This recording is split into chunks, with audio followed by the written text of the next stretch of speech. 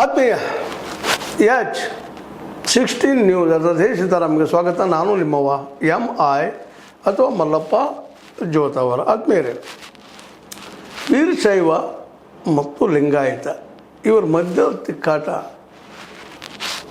ಅದರಲ್ಲೂ ಮುಖ್ಯವಾಗಿ ಈ ವೀರಶೈವ ಹಿಂದೂ, ವೀರಶೈವ ಲಿಂಗಾಯತ ಅಂತೇಳಿ ಕರ್ಕೊಳ್ತಾ ಇದ್ದಾರೆ.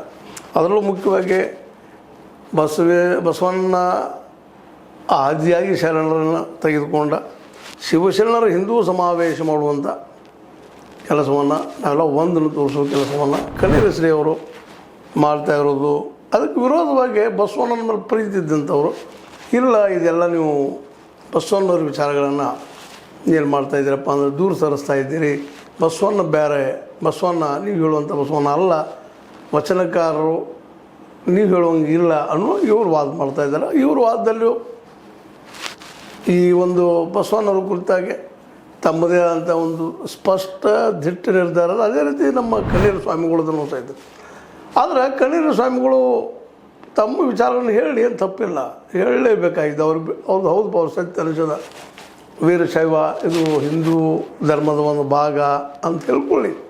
ಹಿಂದೂ ಧರ್ಮ ಏನಂತ ಹೇಳಿ ಏನು ತಪ್ಪಿಲ್ಲ. ಅದ್ರ ಕೆಲವೊಂದು ಆ ರೀತಿ ಡೆವಲಪ್ಮೆಂಟ್ ಆಗಿದಾವೆ, ಇಲ್ಲಂತಲ್ಲ, ಎಲ್ಲನೂ ತಳ್ಳಿ ಹಾಕಲಿಕ್ಕೆ ಆಗೋದಿಲ್ಲ. ಆದರೆ ಅದೇ ಕಾಲಕ್ಕೆ ಇನ್ನೊಬ್ಬರ ನಂಬಿಕೆಗಳನ್ನು ಗೌರವಿಸುವಂಥ ಕೆಲಸ ಆಗಬೇಕಾಗಿದೆ ಅನ್ನಿಸಿದ್ರೆ ಅಷ್ಟು ಸ್ಪಷ್ಟವ. ಕಣ್ಣೀರಶ್ರೀ ಅವ್ರ ನಾಲಿಗೆ ಬಗ್ಗೆ ಅಂತ ಏನು ಹೇಳೋ ಅವಶ್ಯಕತೆ ಇಲ್ಲ. ಭಾಳಷ್ಟು ಆರೋಗ್ಯ ಕೇಳ್ತಾ ಇರ್ತೀರಿ, ಸಹಜ ಅವ್ರ ಬಾಯಿಗೆ ಬರ್ತಿರ್ತದೆ ಒಂದು ಅಶ್ಲೀಲ ಪದಗಳು. ಆ ಪದಗಳು ತಮಗೆ ಹೆಂಗೆ ಅನ್ನಿಸ್ತಂಗೆ ದಡದಾಗಿ ಹೇಳ್ಬಿಡ್ತಾ ಇರ್ತಾರೆ.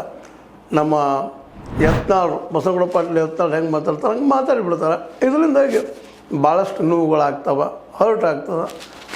ಈ ಒಂದು ಬಸವಣ್ಣವ್ರ ವಿಶ್ವಾಸದವ್ರು ಅಥವಾ ವಚನ ಸಾಹಿತ್ಯನ ಶ್ರೇಷ್ಠ ಅಂತ ಹೇಳುವಂಥವ್ರಿಗೆ, ಬಸವಣ್ಣನೊಬ್ಬ ವೈಚಾರಿಕ ವ್ಯಕ್ತಿ, ಒಬ್ಬ ವ್ಯಕ್ತಿ ಹೊಸ ಧರ್ಮವನ್ನು ಉಂಟಾಗಿದ್ದಂಥವ್ರು.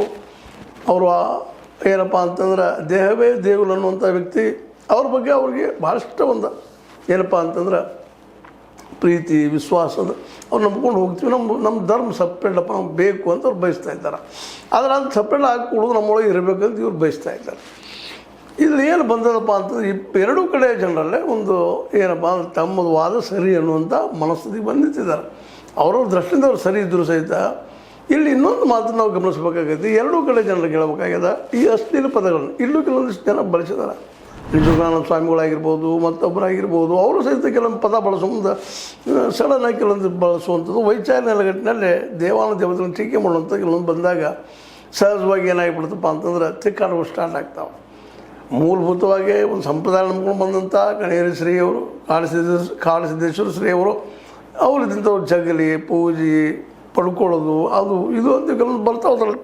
ಆರಾಧನೆ ದೃಷ್ಟಿ ಇಟ್ಕೊಂಡು ಅವ್ರು ಅದನ್ನು ಮಾಡ್ಲಿಕ್ಕೆ ಹೋಗ್ತಾ ಇದ್ದಾರೆ. ಮತ್ತಲ್ಲೇ ಸ್ವತಂತ್ರವಾದ ಮೀಡಿಯಾಗೆ ಬೇಕಾಗಿರುವುದು ಸ್ವತಂತ್ರ ಧ್ವನಿ. ಆ ಸ್ವತಂತ್ರ ಧ್ವನಿ ಉಳಿಸಲು ನೀವು ಮಾಡಬೇಕಾದದ್ದು ಇಷ್ಟೇ. ಅದೇನಪ್ಪಾ ಅಂತಂತಂದ್ರೆ ನಿಮ್ಮ ಕೈಲಾದಷ್ಟು ಸಹಾಯ ಈ ಚಾನಲ್ಗೆ ಮಾಡಿ ಹಾಗೂ ನಿಮ್ಮ ಧ್ವನಿಯನ್ನು ಕಾಪಾಡಿಕೊಳ್ಳಿ. ಏನಪ್ಪಾ ಅಂದ್ರೆ ಜಂಗಮರು ಶ್ರೇಷ್ಠ, ಅವ್ರ ಪಾದ ತೊಳೆದು ನೀರು ಕುಡಿಯುವಂಥ ಇಂಥ ಪದ್ಧತಿ ನಮ್ಮಲ್ಲಿದೆ, ಅದು ಸರಿ ಅನ್ನುವಂಥ ಮಾತು. ಅದೇ ಕಾಲಕ್ಕೆ ಈ ವೀರಶೈವ ಆಗಿರ್ಬೋದು ಅಥವಾ ಲಿಂಗಾಯತ ಆಗಿರ್ಬೋದು, ಈ ಹಿಂದೂ ಇದರಿಂದ ಹುಟ್ಟಿದಂಥದ್ದು ಅಂತ ಅವ್ರ ಪ್ರಬಲವಾದ ನಂಬಿಕೆ ಅದು. ಆ ನಂಬಿಕೆಗೆ ಠೇಸ್ ಆದಾಗ, ಪೆಟ್ಟಾದಾಗ ಅವ್ರು ಅದಕ್ಕೆ ವೈಚಾರಿಕವಾಗಿ ಉತ್ತರ ಕೊಡಬೇಕು ವಿನಃ ಈ ಭಾಷೆಯನ್ನು ನಿಮ್ಮ ಮನಸ್ಸಿಗೆ ಬಂದಾಗ ಬಳಸುವಂಥದ್ದಲ್ಲ ಅಂತೇಳಿ. ಅದಕ್ಕಾಗಿನ ಅವ್ರು ಇತ್ತೀಚೆಗೆ ಏನಾಗಿದೆಪ್ಪ ಅಂತಂದ್ರೆ ಈ ಕಾಳಸಿದ್ದೇಶ್ವರ ಸ್ವಾಮೀಜಿ ಅವರ ಏನೋ ಒಂದು ಕಾರ್ಯಕ್ರಮ ಮಾಡಲಿಕ್ಕೆ ಹೊರಟಿದ್ದಾರೆ. ಅದು ಆಗಬಾರ್ದು, ಮಾಡಲಿಕ್ಕೆ ಕೊಡಬೇಡ್ರಿ ಅದನ್ನು ಅಂತ ಅನ್ನುವಂಥ ಮಾತು. ಅದು ಕಾರ್ಯಕ್ರಮ ನಡೀಬಾರ್ದು ಅಂತೇಳಿ. ಯಾಕಂದ್ರೆ ಅವರೊಂದು ಹೇಳೋ ವಾದ ಏನೈತಪ್ಪ ಅಂತಂದ್ರೆ, ಅದೃಶ್ಯ ಕಾಳಸಿದ್ದೇಶ್ವರ ಸ್ವಾಮೀಜಿ ಉತ್ತರ ಕರ್ನಾಟಕದ ವಿವಿಧೆಡೆ ಬಸವಾದಿ ಶಿವಶರಣರ ಹಿಂದೂ ಸಮಾವೇಶ ಆಯೋಜಿಸಿ ಲಿಂಗಾಯತ ಮಠಾಧೀಶರನ್ನು ಅವಾಚ್ಯ ಶಬ್ದಗಳನ್ನು ನಿಂದಿಸಿದ್ದಾರೆ. ಲಿಂಗಾಯತ ಮಠಾಧೀಶ ನಮಗೆ ಬಾಯಿ ಬಂದಾಗ ನಿಲ್ಲಿಸಿದ್ದಾರೆ. ಏನಾರ ಮಾತಾಡ್ತಾರೆ, ನಾವು ಮಾತಾಡೋದು ದೊಡ್ಡ ಮಾತೆಲ್ಲ, ಅದು ಮಾತಾಡ್ತಾರೆ ಅವರು. ಅದಕ್ಕೆ ಅಸಂವಿಧಾನಿಕ ಪದ ಬಳಸಿ ತೇಜೋವಧೆ ಮಾಡಿದ್ದಾರೆ. ಸುಪ್ರೀಂ ಕೋರ್ಟ್ ಚೀಮಾರಿ ಹಾಕಿದರೂ ಬಾಯಿ ಚಪಲತೆಯಿಂದ ತಮ್ಮ ನಾಲಿಗೆ ಹರಿಬಿಟ್ಟಿದ್ದಾರೆ. ಇದರಿಂದ ಬಸವ ಭಕ್ತರಿಗೆ ನೋವಾಗಿದೆ. ಈಗ ಮತ್ತೆ ಬಸವ ಕಲ್ಯಾಣದಲ್ಲಿ ಬಸವಾದಿ ಶರಣರ ಹೆಸರಲ್ಲಿ ಹಿಂದೂ ಸಮಾವೇಶ ಮಾಡಲು ಮುಂದಾಗಿದ್ದಾರೆ. ಅದಕ್ಕೆ ಅನುಮತಿ ನೀಡಬಾರದು ಅಂತೇಳಿ ಅವರ ಒತ್ತಿ ಹೇಳ್ತಾ ಇದ್ದಾರೆ ಲಿಂಗಾಯತರು. ಅವ್ರು ಬಾಯಿಗೆ ಬಂದಂಗೆ ಮಾತಾಡ್ತಾರೆ. ಆದರೆ ನಾವು ಅಂದ್ರೆ ನಮಗೆ ಅವ್ರು ಜಗಳ ಹಾಕೋದು ಹೋಗುವಂಥದ್ದು ಆಗ್ತದೆ, ಬೇಡ, ಅದಕ್ಕೆ ಅವ್ರಿಗೆ ಅವಕಾಶ ಕೊಡಬೇಡ್ರಿ ಮಾತಾಡಲಿಕ್ಕೆ ಅಂತೇಳಿ ಹೇಳ್ತಾ ಇದ್ದಾರೆ. ಕೋಮು ಸೌಹಾರ್ದತೆ ಧಕ್ಕೆ ತರುವ ಸಮಾಜದಲ್ಲಿ ವೈಷಮ್ಯ ಬೆಳೆಸುವ ಇಂಥ ಕಾರ್ಯಕ್ರಮಕ್ಕೆ ನಿರ್ಬಂಧ ಹೇರದಿದ್ದರೆ ಉಗ್ರ ಹೋರಾಟ ಮಾಡಬೇಕಾಗುತ್ತದೆ ಅಂತೇಳಿ ಅವರು ಎಚ್ಚರಿಕೆ ಕೊಡ್ತಾ ಇದ್ದಾರೆ. ಅದರಲ್ಲೂ ಮುಖ್ಯವಾಗಿ ಜಾಗತಿಕ ಲಿಂಗಾಯತ್ ಮಹಾಸಭೆ ಜಿಲ್ಲಾಧ್ಯಕ್ಷ ಬಸವರಾಜ ರೊಟ್ಟಿ ಅಥವಾ ಇನ್ನುಳಿದವರು ಅವರು ಸಹಿತ ಈಗ ಏನು ಹೇಳ್ತಾರೆ, ಈಗ ಜಾಗತಿಕ ಲಿಂಗಾಯತ್ ಮಹಾಸಭೆಯವರು ಇದನ್ನು ವಿರೋಧ ಮಾಡ್ತಾರೆ ಕಠೋರವಾಗಿ. ಹೀಗಾಗಿ ಉಗ್ರ ಹೋರಾಟ ಅಂದರೆ ಏನು ರೀ, ಇಲ್ಲೇ ಒಬ್ಬರನ್ನು ಟೀಕಾ ಮಾಡುವಂಥದ್ದು, ಮತ್ತೇನೋ ಮಾಡುವಂಥದ್ದು, ಕೊನೆಗೆ ಅವಾಚ್ಯವಾಗಿ ಎರಡೂ ಕಡೆ ಬೇಯುವಂಥ ವಾತಾವರಣ ಸೃಷ್ಟಿ ಮಾಡೋದು ಬೇಕಾ ಅಂತೇಳಿ. ಯಾಕಂದ್ರೆ ಈಗಾಗಲೇ ನಿಮಗೆ ಹೇಳಿದಂಗೆ ಜಾಗತಿಕ ಲಿಂಗಾಯತ ವೇದಿಕೆಯವರಾಗಿರ್ಬೋದು, ಬಸವಣ್ಣವ್ರು ವಿಶ್ವಾಸದಂಥ ಇನ್ನುಳಿದವರಾಗಿರ್ಬೋದು, ಬಸವದಳದವರಾಗಿರ್ಬೋದು, ಅವ್ರ ನಂಬಿಕೆಯಿಂದ ಅವ್ರು ಬಸವನ ಪೂಜೆ ಮಾಡ್ಕೊಂಡು ಹೋಗಲಿ ಏನು ತಪ್ಪದ ಅದ್ರೊಳಗೆ. ಅದೇ ಕಾಲಕ್ಕೆ ಇವರು ಸಹಿತ ಏನು ಸಂಪ್ರದಾಯಗಳಿದ್ದಾವೆ ವೀರಶೈವರಲ್ಲೇ ಅವು ತಪ್ಪು ಅಂತ ಹೇಳುವಂಥ ಪ್ರಯತ್ನ ಮಾಡೋಕ್ಕಿಂತಲೂ ನಮ್ಮದು ಈ ಹಾದಿದಪ್ಪ ಅಂತ ಹೇಳ್ಕೊಂಡು ಇನ್ನೊಬ್ಬರು ಟೀಕೆ ಮಾಡೋಕ್ಕಿಂತ ನಮ್ಮದನ್ನು ನಾವು ಸುಧಾರಿಸ್ಕೊಳ್ಳುವಂಥ ಪ್ರಯತ್ನ ಮಾಡಿ ಅದು ಆ ದಿಶೆಯಲ್ಲಿ ಲಿಂಗಾಯತ ಧರ್ಮವನ್ನು ಸಪ್ರೇಟ್ ಮಾಡ್ಕೋಬೇಕು ಅನ್ನೋಂಥ ಏನು ಹೋರಾಟ ಅದ, ಆ ಹೋರಾಟಕ್ಕೆ ಅನುಗುಣ ಆಗುವಂಥ ಕೆಲಸಗಳನ್ನು ಮಾಡಬೇಕು. ಇವರು ಸಹಿತ ಈ ವೀರಶೈವರ ನಂಬಿಕೆಗಳನ್ನು ಟೀಕೆ ಮಾಡೋದು, ದೇವ್ರ ಬಗ್ಗೆ ಟೀಕೆ ಮಾಡೋದು, ಜಗಳ ಬೇಡ ಅಂತ ಹೇಳುವಂಥದ್ದು, ಮೂರ್ತಿ ಪೂಜೆ ಬೇಕಾಗಿಲ್ಲ ನಮ್ಮಲ್ಲಿ ಅಂತ ಹೇಳುವಂಥದ್ದು, ಲಿಂಗವನ್ನು ಪೂಜೆ ಮಾಡಬೇಡ ಅಂತ ಹೇಳುವಂಥದ್ದು, ಇದಕ್ಕೆ ಹೋಗಲಾರದ ವೈಚಾರಿಕವಾಗಿ ಬಸವಣ್ಣ ಏನಿದ್ದ ಅವುಗಳು ಆ ವಿಚಾರಗಳನ್ನು ಎಲ್ಲರಿಗೂ ತಿಳಿಸುವಂಥ ಕೆಲಸ ಇವರು ಅಷ್ಟು ಪ್ರಾಮಾಣಿಕವಾಗಿ ಮಾಡಬೇಕಾಗಿದೆ. ಇಲ್ಲಿ ಏನು ಸೂಕ್ಷ್ಮ ಗಮನಿಸಬೇಕಾಗಿದೆಪ್ಪ ಅಂದ್ರೆ ಎರಡೂ ಕಡೆ ಧರ್ಮದ ಹೆಸರಿನಲ್ಲೇ ಜಾತಿಗಳು ಸಹಿತ ನಿರ್ಮಾಣ ಆಗಿದ್ದಾವೆ. ಲಿಂಗಾಯತ ಜಾತಿ ನಿರ್ಮಾಣ ಆಗ್ಯದ, ಅದರಲ್ಲಿ ಜಾತಿ ಆರಾಧಕರು ಸಹಿತ ಬಂದುಬಿಟ್ಟಿದ್ದಾರೆ. ಜಾತಿಯಲ್ಲಿ ನಂಬಿಕೆಟ್ಟವರು ಸಹಿತ ಲಿಂಗಾಯತರಲ್ಲಿದ್ದಾರೆ. ಅದು ಮೂಲತಃ ಜಾತಿಯನ್ನು ಹುಟ್ಟಾಕಿಲ್ಲ ಬಸವಣ್ಣವರು, ಧರ್ಮ ಹುಟ್ಟಾಕಿದ್ದಾರೆ, ಒಪ್ಪುವ ಮಾತನ್ನು.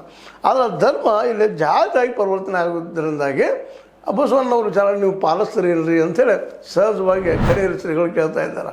ಇವತ್ತು ನೀವು ಲಿಂಗಾಯತರು ಅಂತ ಹೇಳ್ಕೊಳ್ಳುವಂಥವ್ರು ಎಷ್ಟು ಜನ ನಿಮ್ಮ ಮನೆಗೆ SC ಹೆಣ್ಮಕ್ಕಳನ್ನ ಸ್ವಶೇಂದ್ರರಾಗೆ ಅಥವಾ ಅಳಿಯಂದ್ರನಾಗೆ ಪಡ್ಕೊಂಡಿದ್ದೀರಿ, ಎರಡು ಜನರ ಜೊತೆ ಇಂಟರ್ ಕಾಸ್ಟ್ ಮ್ಯಾರೇಜ್ ಮಾಡ್ಕೊಂಡಿದ್ದೀರಿ, ಬಸವಣ್ಣ ಅದನ್ನು ಹೇಳಿದ್ದಾರೆ, ಅದು ಮಾಡಿರಿ ಅಂತ ಇವರು ಅಂತ ಇದ್ದಾರೆ. ಅಂದ್ರೆ ಎರಡೂ ಕಡೆ ಏನಾಗಿದೆಪ್ಪ ಅಂತಂದ್ರೆ ವಿಚಾರಗಳು ದೃಷ್ಟಿ ಇಟ್ಕೊಂಡು ಹೇಳೋದಾದ್ರೆ ಇವರು ಜಾತಿ ನೆಲೆಗಟ್ಟಿನಲ್ಲಿ ಲಿಂಗಾಯತ ಅಂತ ಇದ್ದಾರೆ ಅಂತ ಭಾಳಷ್ಟು ಅವ್ರು ವಾದ ಮಾಡ್ತಾರೆ. ಜಾತಿ ಅಲ್ಲ, ಲಿಂಗಾಯತ ಧರ್ಮದು, ಧರ್ಮ ನೀವು ಪಾಲನೆ ಮಾಡಿರಿ, ಬಸವಣ್ಣ ಹೇಳಿದಾನಪ್ಪ ಇಲ್ಲಿ ಮೇಲು ಕೀಳು ಇಲ್ಲ ಅಂತೇಳಿ. ಹಾಗಾದ್ರೆ ನೀವು ನಿಮ್ಮಲ್ಲಿ ಜಾತಿ ಪ್ರಾಕ್ಟೀಸ್ ಮಾಡೋದಿಲ್ವ ನೀವು ಅಂತೇಳಿ ಅವ್ರು ಪ್ರಶ್ನೆನೂ ಮಾಡ್ತಾ ಇದ್ದಾರೆ. ನಾವಂತೂ ಓಪನ್ ಆಗಿ ಹೇಳ್ತೀವಿ ಧರ್ಮದ ಹೆಸರು ಜಾತಿನ ಮಾಡ್ತೀವಿ ಅಂತೇಳಿ. ಅದಕ್ಕೆ ನಮ್ಮಲ್ಲಿ ಜಗಲಿ ಅದ, ಲಿಂಗ ಅದ, ಪೂಜೆ ಅದ, ಶಿವಾದಾನ, ಪಾರ್ವತಿ ಅದಲ್ಲ, ಅವ್ರು ಪೂಜೆ ಮಾಡ್ತೀವಿ. ನೀವು ಅದು ನಂಬುವುದಿಲ್ಲೋ. ನೀವು ಹಂಗಾದ್ರೆ ಇಡೀ ಸಮುದಾಯವನ್ನು, ಸಮಾಜವನ್ನು ಸಮಾನತೆ ನೆಲೆಗಟ್ಟಿನಲ್ಲಿ ನೀವು ರಚನೆ ಮಾಡಿಕೊಳ್ರಿ ಅಂತ ವಾದ ಮಾಡ್ತಾರೆ. ಅವರವ್ರ ದೃಷ್ಟಿಯಿಂದ ಅವ್ರು ಸರಿನ ಇಲ್ಲಂತಲ್ಲ. ಆದರೆ ಇಲ್ಲೊಂದು ನಾವು ಗಮನಿಸಬೇಕಾಗಿದ್ದು, ಲಿಂಗಾಯತ ಏನೇ ಒಂದು ಹೋರಾಟ ಮಾಡ್ತಾ ಇದ್ದಾರೆ, ನಿಜವಾಗಿ ಧರ್ಮ ಅನ್ನೋದಾದ್ರೆ ಬಸವಣ್ಣವ್ರು ಹಾಕಿಕೊಟ್ಟಂಥ ಹೆಜ್ಜೆಯಲ್ಲಿ ಹೋಗ್ಬೇಕಾಗಿದ್ದು ಅವ್ರ ಧರ್ಮ ಕರ್ಮ ಅಂತೇಳಿ. ಅದು ಎಷ್ಟು ಜನ ಪಾಲಿಸ್ತಾರೆ ರೀ, ಜಾತಿ ಬಿಟ್ಟು ವ್ಯವಹಾರ ಮಾಡ್ತಾರೆ ಲಿಂಗಾಯತರಲ್ಲೇ, ಅದನ್ನು ಸಹಿತ ನಾವು ಇವತ್ತು ಪ್ರಶ್ನೆ ಮಾಡಬೇಕಾಗಿದೆ. ಯಾಕಂತಂದ್ರೆ ಬಸವಣ್ಣ, ನಿಜವಾದ ಬಸವಣ್ಣ ಅವ್ರು ಇಂಥವರು ಈ ಲಿಂಗಾಯತ ಧರ್ಮ ಅಂತ, ಧರ್ಮ ಅಂದರೆ ಇಲ್ಲಿ ಸಮಾನತೆ, ಇಲ್ಲಿ ಯಾರೂ ಮೇಲೂ ಇಲ್ಲ ಕೀಳೂ ಇಲ್ಲ ಅನ್ನುವಂಗೆ ಸಮಾಜ ರಚನೆ ಮಾಡಲಿಕ್ಕೆ ಹೊರಟಿದ್ರು ಅವರು. ಅದ್ರ ನಂತರದಲ್ಲಿ ಅದೊಂದು ಜಾತಿ ಆಗಿ ಧರ್ಮ ಆಗಿ ಪರಿವರ್ತನೆ ಆಗಿ ಇವತ್ತು ನಾವು ಧರ್ಮ ಅಂತ ಹೇಳ್ತೀವಿ, ಅದು ಜಾತಿ ಲಕ್ಷಣಗಳು ಅದರಲ್ಲಿದ್ದಾವೆ. ಅದೇ ಕಾಲಕ್ಕೆ ವೀರಶೈವರದಲ್ಲೂ ಸಹಿತ ಅವ್ರು ಧರ್ಮ ಅಂತ ಹೇಳ್ಕೊತಾರೆ, ಅಲ್ಲೂ ಜಾತಿಯ ಲಕ್ಷಣಗಳಿದ್ದಾವೆ.